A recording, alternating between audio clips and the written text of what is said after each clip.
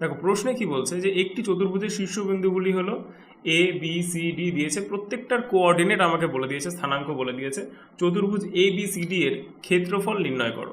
আচ্ছা, খুবই সোজা।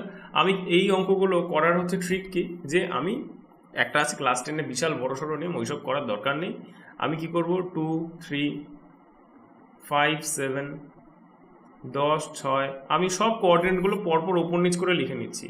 7 2, ঠিক আছে। আর লাস্ট মানে ফার্স্টের যে কোঅর্ডিনেটটা লিখেছিলাম সেটা আরেকবার লাস্টে আমাকে রিপিট করতে হবে, ঠিক আছে। এইবার আমি কি করব, যে এরকমভাবে কোনাকুনি একবার আগে গুণ করে নেব।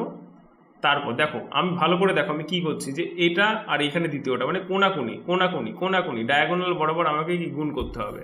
আচ্ছা, 3 5 তাহলে কত কত হচ্ছে 15, যোগ 7 10 70, যোগ 6 7 42, যোগ আর কত হচ্ছে এখানে 2 2 4, 7,2, হ্যাঁ 4। আচ্ছা, এইটা এবার কি করব, এর থেকে মাইনাস করতে হবে। মাইনাস কোনটা, ক্রসের ডায়াগোনাল বরাবর যেগুলো আছে সেগুলোকে মাইনাস করতে হবে। ক্রসের বলতে এই দেখো, এটা এটা এটা এটা এগুলোকে গুণ করে লিখতে হবে।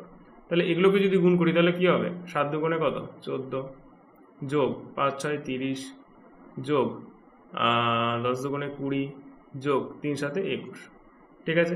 কি করতে হবে এবার, এই যে পুরোটা মাইনাস করে তারপর এটাকে কি এর সাথে একটা হাফ আমার গুণ করতে হবে, হাফ ইন্টু এটা, মানে আমি সেকেন্ড ব্র্যাকেটে রাখলে জিনিসটা ভদ্রমতো এরকম আর কি দেখাবে।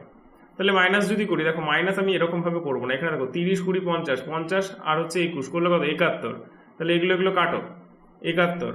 আচ্ছা, এখানে কাটলে 70 উড়িয়ে দিলাম, তাহলে কি এখানে 1 পড়ে আছে, 14 আর 1 কত 15, এখানে তো একটা 15 আর এই 15 আমি উড়িয়ে দিলাম, তাহলে কত পড়ে থাকছে 42 আর 4 কত 46, 46 ইন্টু হাফ করলে কত 23।